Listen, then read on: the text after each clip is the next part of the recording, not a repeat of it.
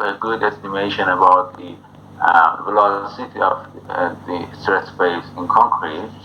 A normal and good concrete is it something around 35 to 4500 meter per second. We measure the transmission times with this sensor on the top, and we will be able to measure the pipe depth.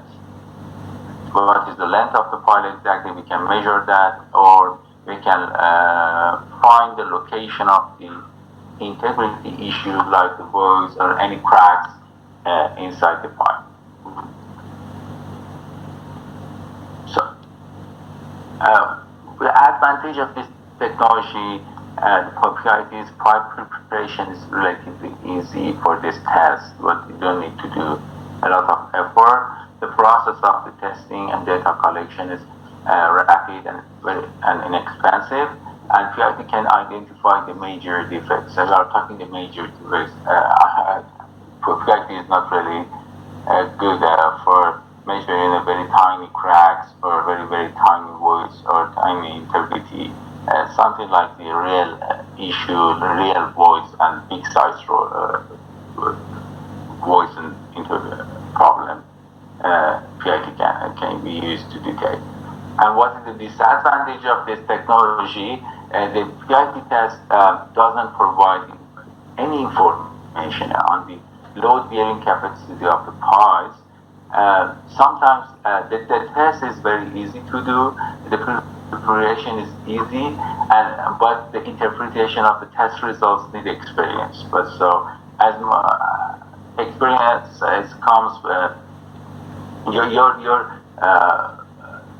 professionality for this test comes with experience. So when you do the more tests, you learn more, and you will be able to more accurately interpret the test results.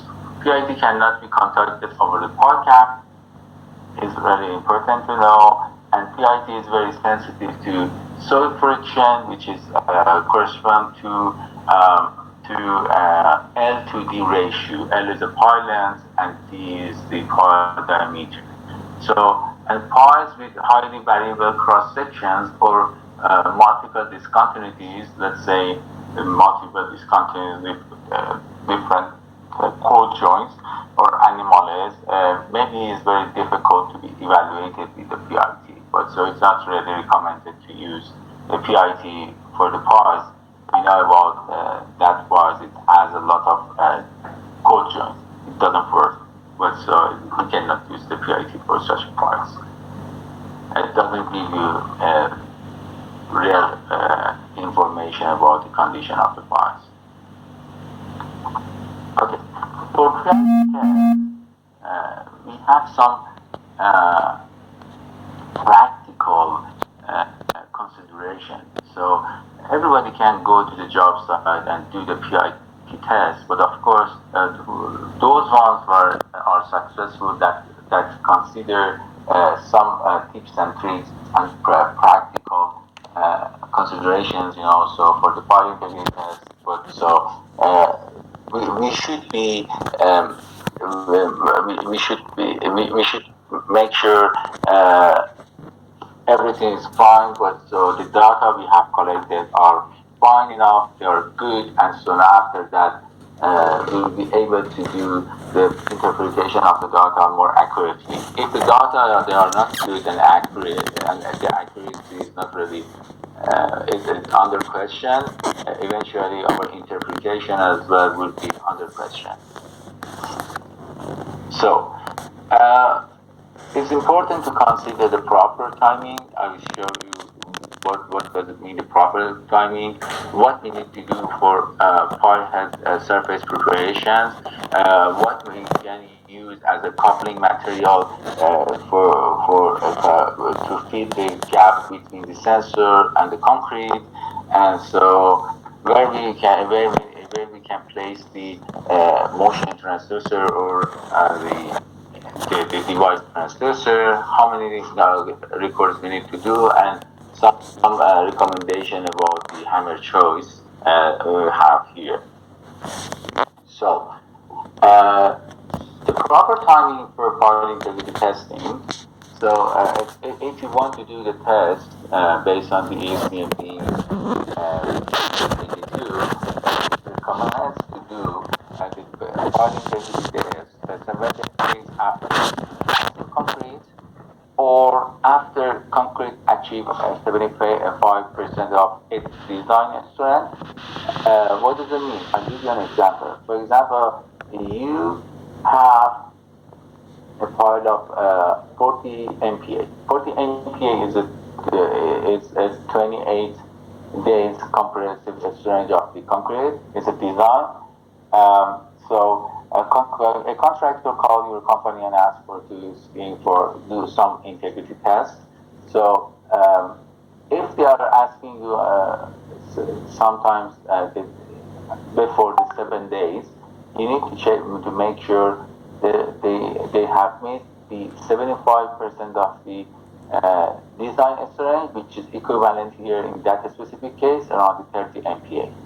If they are claiming the concrete they have now is a 30 MPa, it's okay. You can proceed to do the test. Otherwise, you should stay a few days more in order to make sure you have passed the 7 days from the after the casting. That would be a good time after that to go to do the test.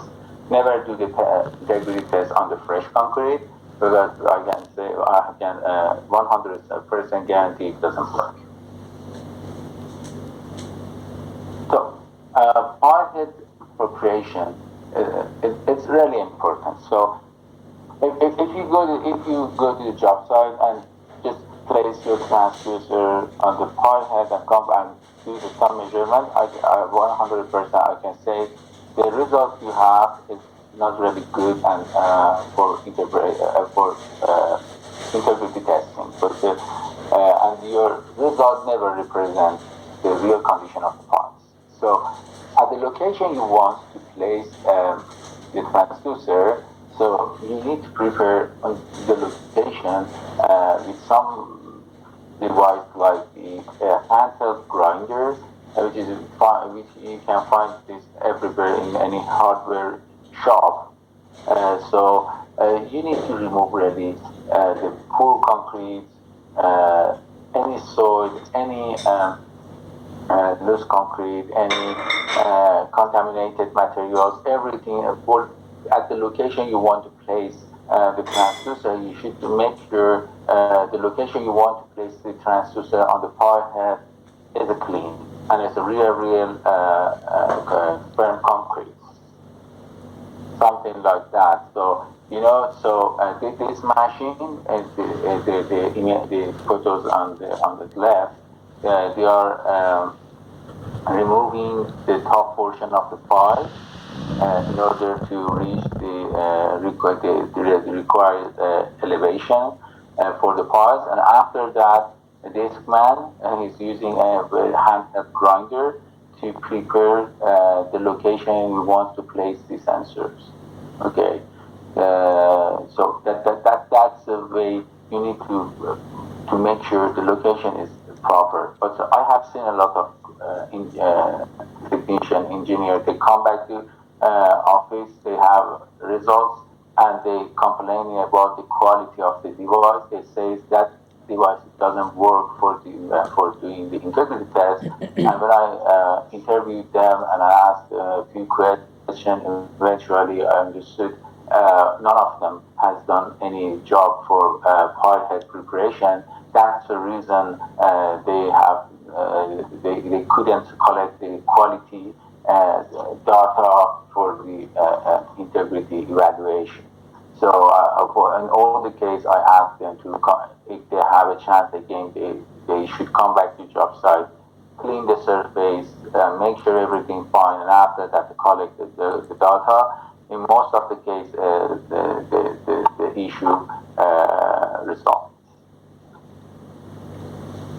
So this is you don't need to really do your grinder to clean all the part of the pile heads, just at the location you want to place the transducer. In this case, if you want to choose the three or four locations to place your transducer, just grind it a little bit in the size of this circle is enough, and do the test.